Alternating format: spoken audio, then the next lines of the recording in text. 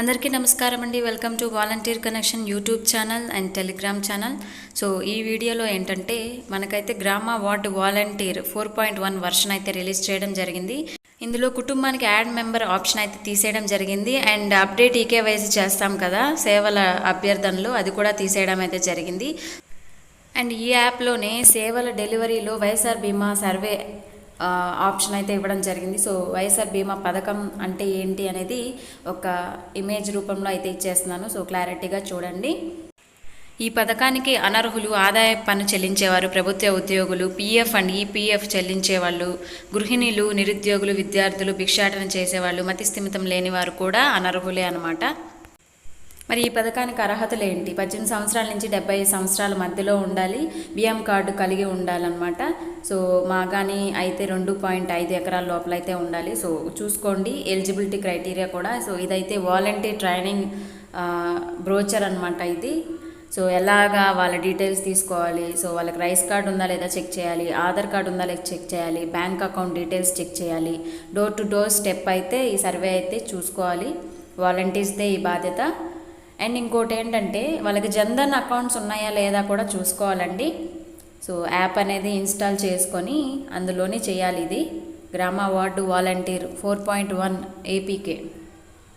అందులో సేవల డెలివరీ ఆప్షన్స్లో వైఎస్ఆర్ బీమా నేను డెమో వీడియో అనేది వీడియో చివరిన ఇస్తాను. సో ఇదైతే వాలంటీర్కి వచ్చిన ఇన్స్ట్రక్షన్స్ అండి గవర్నమెంట్ నుంచి.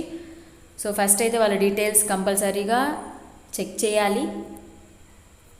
సో ఈ ట్రైనింగ్లో భాగంగా వైఎస్ఆర్ బీమా సర్వేలోని ఫస్ట్ మెయిన్ పాయింట్స్ ఏంటంటే బ్రెడ్ ఎర్నర్ని గుర్తించాల్సి ఉంటుంది. సో బ్రెడ్ ఎర్నర్ అంటే కుటుంబంలో ఆదాయం ఆర్జించే వాళ్ళు. ఒక మాటలో చెప్పాలంటే వారి సంపాదన మీదే ఆ కుటుంబం అనేది జీవిస్తూ ఉండాలన్నమాట. బ్రెడ్ ఎర్నర్ అంటే అది మీనింగ్. సో వాళ్ళ జెండరు, వాళ్ళ age, rice card number are Aadhaar number, address, bank account number, IFSC code, branch name, ఇవైతే అందులోని డేటా అనేది ఎంటర్ చేయవలసి ఉంటుందన్నమాట ఆ సర్వేలో భాగంగా. అండ్ ఇంకోటి ఏంటంటే నామినీ డీటెయిల్స్ మెయిన్ అండి. నామినీ డీటెయిల్స్ కంపల్సరీగా ఎంటర్ చేయాలి. సో నామినీ ఎవరు అంటారా? సో నామినీ గురించి డీటెయిల్స్ కూడా చూద్దాం ఇప్పుడు. Nominee name, nominee relationship, nominee Aadhaar, nominee account details అనమాట.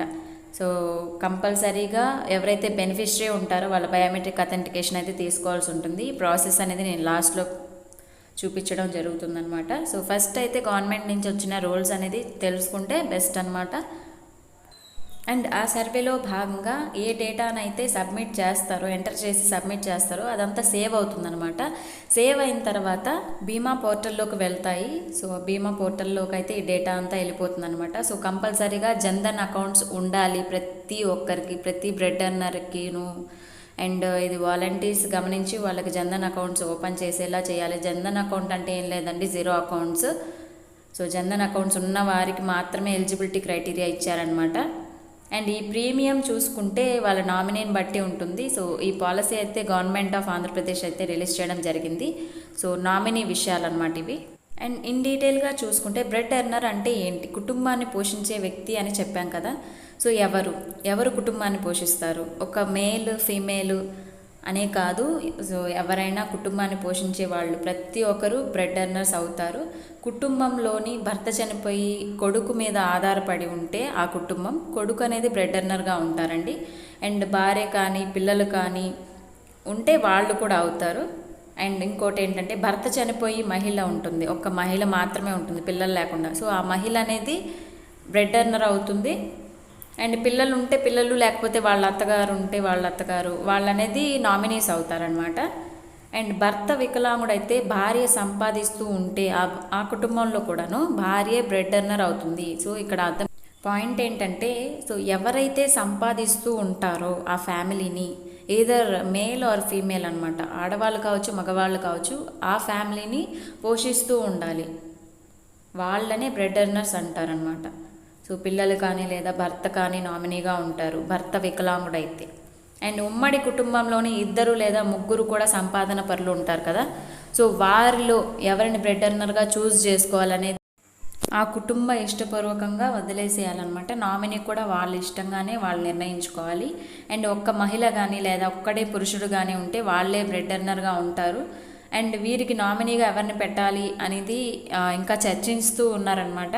సో ఎవరిని నామినీగా పెట్టడానికి అవకాశం లేదు, అంటే సెల్ఫ్ని నామినీగా పెట్టకూడదు. సో అండ్ ఇంకో పాయింట్ చూసుకుంటే, ఒక కుటుంబంలో భర్త మరియు భార్య ఇద్దరూ కలిసి కూలి పని చేసుకునే వాళ్ళు ఉంటారు, లేకపోతే ఎంప్లాయీస్ ఉంటారు, ప్రైవేట్ ఎంప్లాయీస్ అండి, వాళ్ళు కూడా ఉంటారు. సో వాళ్ళు ఎవరు బ్రెడ్ ఎర్నర్గా ఉండాలి అనేది వాళ్ళ ఇష్టానికి వదిలేయాలి, అండ్ నామినీ కూడా వాళ్ళ ఇష్టానికే వదిలేయాలన్నమాట.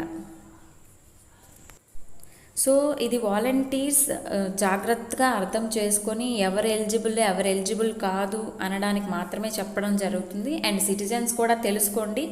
సో మీరు తెలుసుకుంటే వాళ్ళని కూడా క్వశ్చన్ చేయరనమాట. సో ఇది గవర్నమెంట్ నుంచి వచ్చిన నోటీస్ అనమాట ఇది. అండ్ జాగ్రత్తగా వినండి, 1కి 2 సార్లు చూడండి, పూర్తిగా చూడండి వీడియో, మీకు అనేది యూస్ఫుల్ అవుతుంది అనుకుంటున్నాను. సో ఒక్క వీడియో చూస్ చేసుకుంటే బీమా గురించి మొత్తం డీటెయిల్స్ అనేది ఈ వీడియోలో పెట్టడం జరుగుతుంది అనమాట. సో ఒక్కసారి రిమైండ్ చేస్తూ ఈ వీడియోలో పెట్టడం జరుగుతుంది. సో ఇప్పుడు లైవ్లో ఎలా చేయాలి చూసేద్దాం. సో 4.1 వర్షన్ ఓపెన్ చేసిన తర్వాత సేవల డెలివరీలో వైఎస్ఆర్ బీమా అని ఉంటుంది. సో చూస్ చేసుకుంటే వాళ్ళ డీటెయిల్స్ అనేవి చూపిస్తుంది అనమాట, మనకి వాళ్ళ ఫ్యామిలీ డీటెయిల్స్. సో ఎవరికైతే చేస్తున్నామో, సో ప్రతి ఒక్కరికి చెయ్యాలండి, ఇది ప్రతి ఒక్కరికి చేయాలి, వాళ్ళకొక్కటే చేయాలని కాదు. సో 18 నుంచి 70 సంవత్సరాలు కలిగిన ప్రతి ఒక్కరికి చేయాల్సి వస్తుంది. అంటే ప్రతి కుటుంబంలోనూ ఉంటారు కాబట్టి, సో ప్రతి కుటుంబానికైతే చెయ్యండి.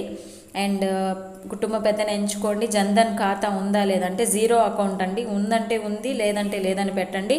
పొదుపు ఖాతా ఉందంటే ఉంది, లేదంటే లేదని పెట్టండి. ఉంటే కనుక సో ఖాతా నెంబర్ ఎంటర్ చేయాల్సి ఉంటుంది అనమాట. సో ఏదైతే పొదుపు ఖాతాను ఎంటర్ చేసామో దాన్నే రీఎంటర్ చేయాలి.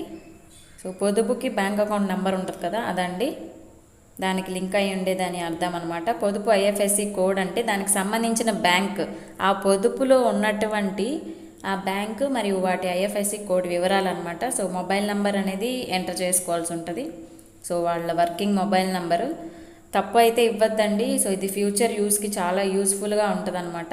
సో నామినీ చూస్ చేసుకోవాలి. సో వాళ్ళ ఇష్ట ప్రకారంగానే తీసుకోండి నామినీ అనేది.